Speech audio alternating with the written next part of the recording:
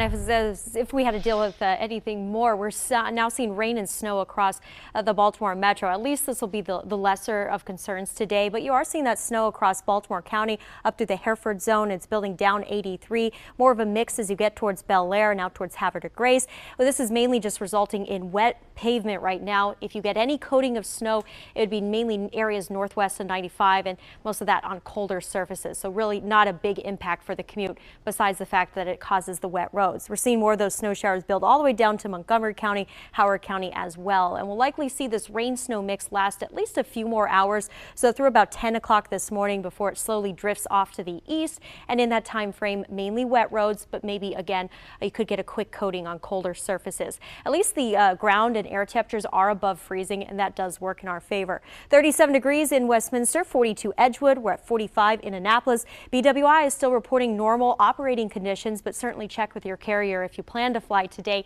Just the high winds themselves could at least slow things down and cause delays. Very strong storm system deepening off the coast, still feeding into a strong upper level low.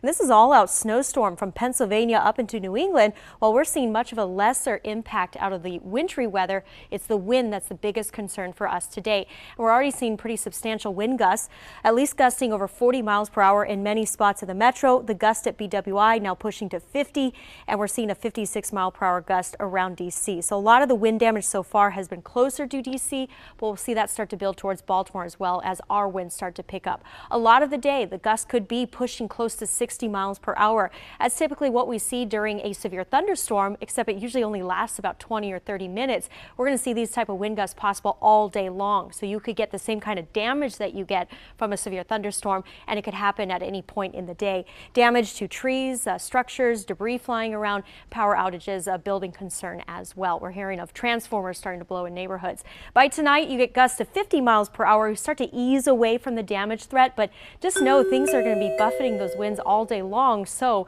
even tonight, things could still be damaged a little bit.